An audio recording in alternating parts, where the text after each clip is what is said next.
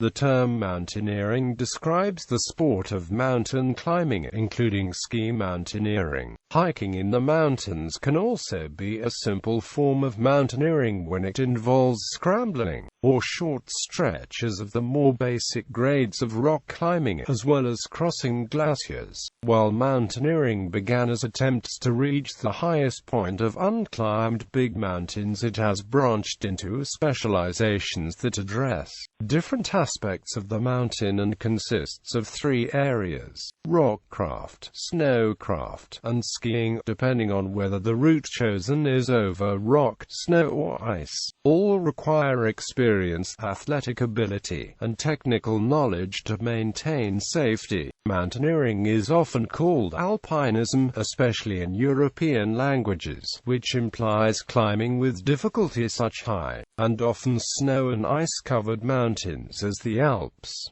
A mountaineer with such great skill is called an alpinist. The word alpinism was born in the 19th century to refer to climbing for the purpose of enjoying climbing itself as a sport or recreation, distinct from merely climbing while hunting or as a religious pilgrimage that had been done generally at the time. The UIA, Union Internationale des Associations d'Alpinisme, is the world governing body in mountaineering and climbing, addressing issues like access, medical, mountain protection, safety, youth and ice climbing. History. First, climbs. Historically, many cultures have harbored superstitions about mountains, which they often regarded as sacred due to the proximity with heaven, such as Mount Olympus for the ancient Greeks. In 1492, Antoine de Ville, Lord of Domfulien and Beaupré, was the first to ascend the Mont Aiguille in France, with a little team, using ladders and ropes. It appears to be the first recorded climb of any technical difficulty, and has been said to mark the beginning of mountaineering. In 1573, Francesco de' Marchi and Francesco di Domenico ascended Corno Grande, the highest peak in the Apennine Mountains, during the Enlightenment, as a product of the new spirit of curiosity for the natural world. Many mountain summits were surmounted for the first time. Richard Pocock and William Wyndham made a historic visit to Chamonix in 1741. In 1760, the Swiss scientist, Horace Benedict de Saussure, offered a reward for the first person to ascend Mont Blanc in France, which was claimed in 1786. By the early 19th century, many of the alpine peaks were reached: the Grossglockner in 1800, the Ortler in 1804, the Jungfrau in 1811, the Fichtelrauhorn in 1812, and the Breithorn in 1813. Emergence as a sport. The beginning of mountaineering as a systematic sport is generally dated to the ascent of the Wetterhorn in 1854 by Sir Alfred Wills, who made mountaineering fashionable, especially in Britain. This inaugurated what became known as the Golden Age of Alpinism, with the first mountaineering club, the Alpine Club, being founded in 1857. Prominent figures of the period include Lord Francis Douglas, Florence Crawford Grove, Charles Hudson, E.S. Kennedy, William Matthews, A. W. Moore, Leslie Stephen, Francis Fox Duckett, John Tyndall, Horace Walker, and Edward Whymper. Well-known guides of the era include Christian Almer, Jacob Anderegg, Melchior Anderegg, J.J. Benon, Michel Croz, Johannes Tomtorvald. In the early years of the Golden Age, scientific pursuits were intermixed with the sport, such as by the physicist John Tyndall. In the later years of the Golden Age, it shifted to a more competitive orientation as pure sportsmen came to dominate the London-based Alpine Club in alpine mountaineering overall. One of the most dramatic events was the spectacular first ascent of the Matterhorn in 1865, by a party led by the English illustrator, Edward Whymper. 4 of the party members fell to their deaths. This ascent is generally regarded as marking the end of the mountaineering golden age. By this point the sport of mountaineering had largely reached its modern form, with a body of professional guides, equipment and fixed guidelines. Expansion around the world. Focus shifted toward the exploration of other ranges such as the Pyrenees and the Caucasus Mountains. The latter owed much to the initiative of D.W. Freshfield, who was the first man to conquer the summit of Mount Kazbek. Most of its great peaks were successfully conquered by the late 1880s. Mountaineering in the Americas became popular in the 1800s. In North America, Pikes Peak in the Colorado Rockies was first climbed by Edwin James and 2 others in 1820. Though lower than Pikes Peak, the heavily glaciated Fremont Peak in Wyoming was thought to be the tallest mountain in the Rockies when it was first climbed by John C. Fremont and 2 others in 1842. Pico de Orizaba, the tallest peak in Mexico and 3rd tallest in North America, was first summited by U.S. military personnel, which included William F. Reynolds and a half-dozen other climbers in 1848. Heavily glaciated and more technical climbs in North America were not achieved until the late 19th and early 20th centuries. In 1897, Mount St. Elias on the Alaska-Yukon border was summited by the Duke of the Abruzzi party, but it was not until 1913 that Mount McKinley, the tallest peak in North America, was successfully climbed. Mount Logan, the tallest peak in Canada, was first summited by a half-dozen climbers in 1925 in an expedition that took more than 2 months.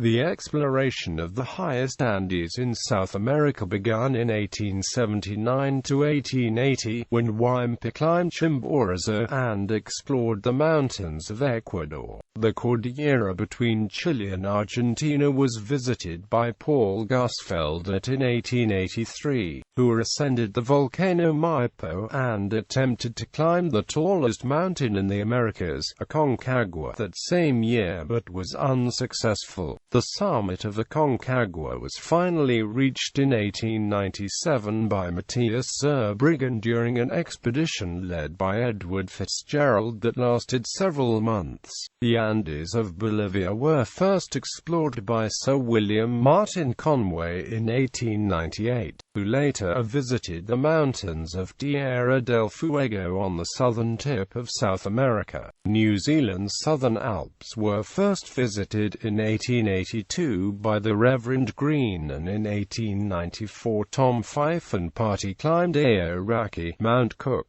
By the turn of the century, mountaineering had acquired a more international flavor. Mount Kilimanjaro in Africa was climbed in 1889 by Ludwig Pertschler and Hans Meyer. Mount Kenya in 1899 by Halford Mackinder, and a peak of Ruwenzori by H. J. Moore in 1900.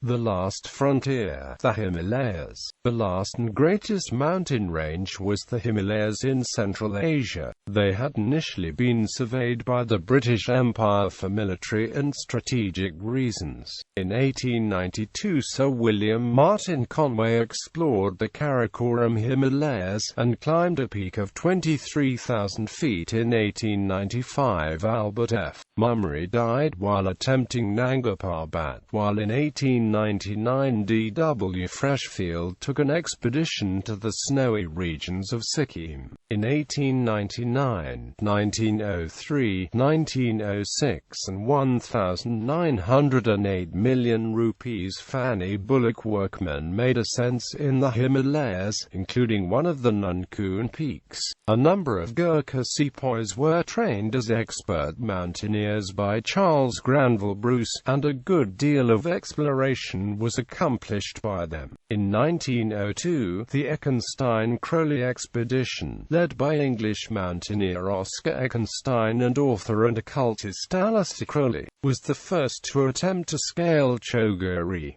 They reached 22,000 feet before turning back due to weather and other mishaps. Undaunted, in 1905 Crowley led the first expedition to Kangchenjunga, the third highest mountain in the world. 4 members of the party were killed in an avalanche and they failed to reach the summit. Eckenstein was also a pioneer in developing new equipment and climbing methods. He started using shorter ice axes which could be used single-handed, designed the modern crampons and improved on the nail patterns used for the climbing boots. By the 1950s, all the 8,000ers but 2 had been climbed, starting with Annapurna in 1950 by Maurice Herzog and Louis Lacanal. The last great peak was the highest of them all, Mount Everest. The British had made several attempts in the 1920s. The 1922 expedition reached 8,320 meters before being aborted on the third summit attempt after an avalanche killed 7 porters. The 1924 expedition saw another height record achieved but still failed to reach the summit with confirmation when George Mallory and Andrew Irvine disappeared on the final attempt. The summit was finally reached on May 29, 1953 by Sir Edmund Hillary and Tenzing Norgay from the south side in Nepal. Just a few months later, Hermann Buhl made the first ascent of Nanga Parbat,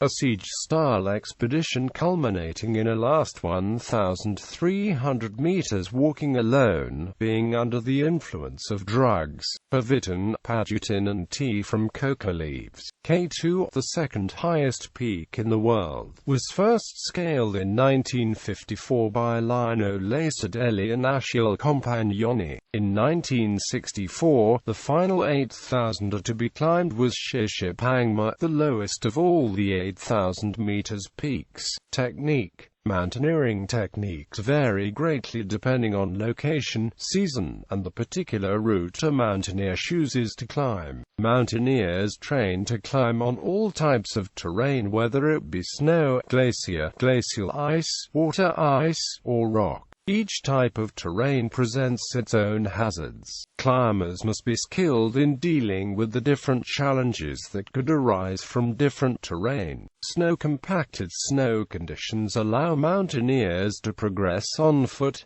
Frequently crampons are required to travel efficiently over snow and ice. Crampons attach to a mountaineer's boots to provide additional traction on hard snow and ice. Using various techniques from alpine skiing and mountaineering to descend a mountain is a form of the sport by itself, called ski mountaineering. Ascending and descending a snow slope safely requires the use of an ice axe and many different footwork techniques that have been developed over the past century, mainly in Europe. The progression of footwork from the lowest angle slopes to the steepest terrain is first to splay the feet to a rising traverse, to kicking steps, to front-pointing the crampons. The progression of ice axe technique from the lowest angle slopes to the steepest terrain is to use the ice axe first as a walking stick, then a stake, then to use the front pick as a dagger below the shoulders or above, and finally to swinging the pick into the slope over the head. These various techniques may involve questions of differing ice axe design depending on terrain, and even whether a mountaineer uses 1 or 2 ice axes.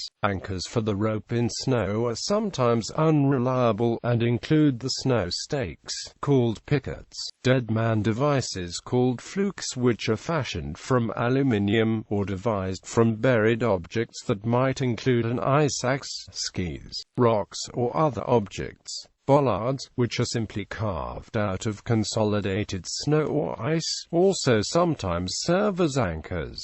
Glaciers. When traveling over glaciers, crevasses pose a grave danger. These giant cracks in the ice are not always visible, as snow can be blown and freeze over the top to make a snow bridge. At times, snow bridges can be as thin as a few inches.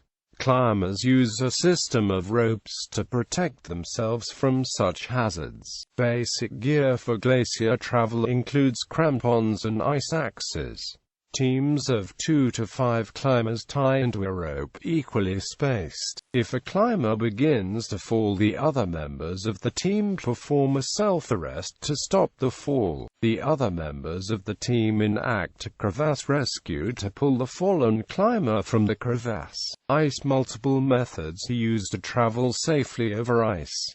The lead climber can place ice screws in the ice and attach the rope for protection. Each climber on the team must clip past the anchor, and the last climber picks up the anchor itself. Occasionally, slinged icicles or bollards are also used. This allows for safety should the entire team be taken off the feet. This technique is known as simul climbing and is sometimes also used on steep snow and easy rock. If the terrain becomes too steep, standard ice climbing techniques are used in which each climber is belayed, moving one at a time. Alpine rock climbing involves technical skills, including the ability to place traditional protection into the rock to safely ascend a mountain. Climbers will climb multiple pitches of rock in order to reach the top. Typically, teams of 2 will climb with one leader placing the protection, and a follower belaying. The leader will reach a point on the rock to build an anchor. This anchor could be created by using slings around a tree, a large rock, or a boulder, or by using protection devices like cams and nuts to build an anchor in cracks. Once anchored, the leader will then belay the follower up to the position. The leader will then transfer all the necessary protection devices to the follower. The follower then becomes the leader and will ascend the next pitch. This process will continue until the climbers either reach the top or run into different terrain. In alpine climbing, it is common for climbers to see routes of mixed terrain. This means climbers may need to move efficiently from climbing glacier to rock to ice, back and forth in a number of variations. Shelter. Climbers use a few different forms of shelter depending on the situation and conditions. Shelter is a very important aspect of safety for the climber, as the weather in the mountains may be very unpredictable. Tall mountains may require many days of camping on the mountain.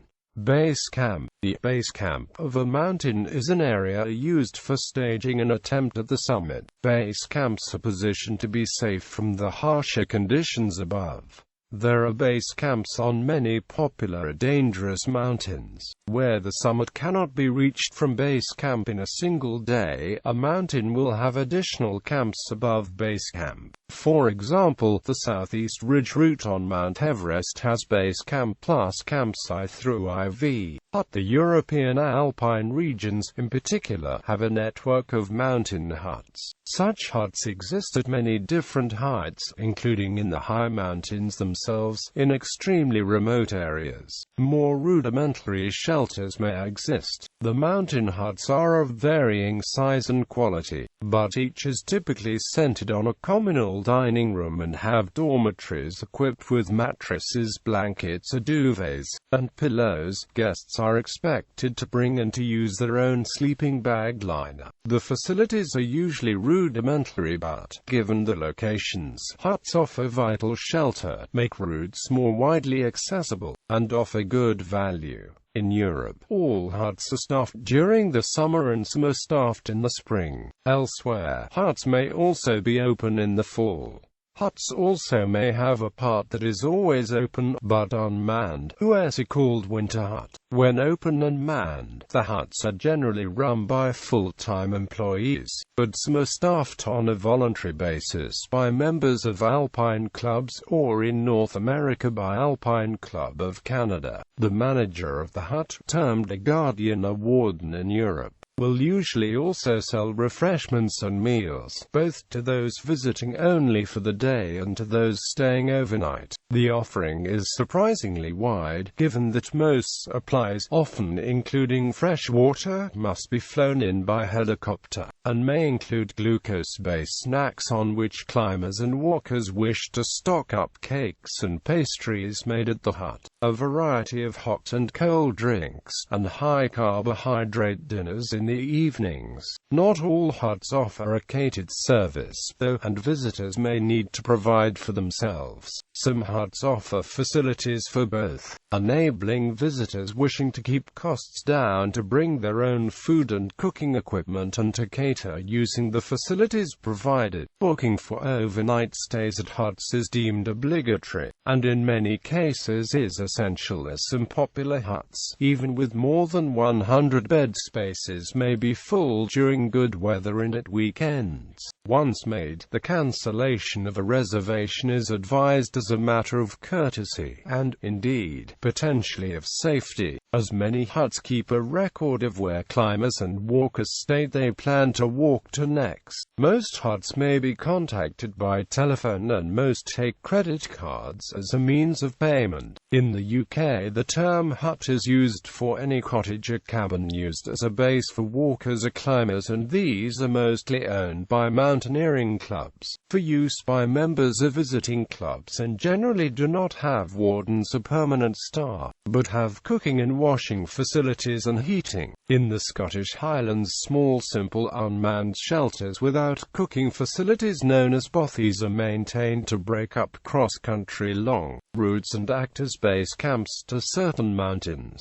Bivouac in the mountaineering context. A bivouac, or bivvy, is a makeshift resting or sleeping arrangement in which the climber has less than the full complement of shelter, food and equipment that would normally be present at a conventional campsite. This may involve simply getting a sleeping bag and bivouac sack, bivvy bag, and lying down to sleep. Typically, bivvy bags are made from breathable waterproof membranes, which move moisture away from the climber into the outside environment while preventing outside moisture from entering the bag. Many times, small partially sheltered areas such as a bergschrund, cracks in rocks, or a trench dug in the snow are used to provide additional shelter from wind. These techniques were originally used only in emergency, however some climbers steadfastly committed to alpine-style climbing specifically planned for bivouacs in order to save the weight of a tent when suitable snow conditions or time is unavailable for construction of a snow cave. The principal hazard associated with bivouacs is the greater level of exposure to cold and other elements present in harsh conditions high on the mountain. Tents are the most common form of shelter used on the mountain. These may vary from simple tarps to much heavier designs intended to withstand harsh mountain conditions. In exposed positions, windbreaks of snow or rock may be required to shelter the tent. One of the downsides to tenting is that high winds and snow loads can be dangerous and may ultimately lead to the tent's failure and collapse. In addition, the constant flapping of the tent fabric can hinder sleep and raise doubts about the security of the shelter. When choosing a tent, alpinists tend to rely on specialized mountaineering tents that are specifically designed for high winds and moderate to heavy snow loads. Tent stakes can be buried in the snow for extra security. Snow cave where conditions permit. Snow caves are another way to shelter high on the mountain. Some climbers do not use tents at high altitudes unless the snow conditions do not allow for snow caving, since snow caves are silent and much warmer than tents. They can be built relatively easily, given sufficient time, using a snow shovel. A correctly made snow cave will hover around freezing, which relative to outside temperatures can be very warm. They can be dug anywhere where there is at least 4 feet of snow. The addition of a good quality bivy bag and closed cell foam sleeping mat will also increase the warmth of the snow cave. Another shelter that works well is a quinsy, which is excavated from a pile of snow that has been work-hardened or sintered. Igloos are used by some climbers, but are deceptively difficult to build and require specific snow conditions.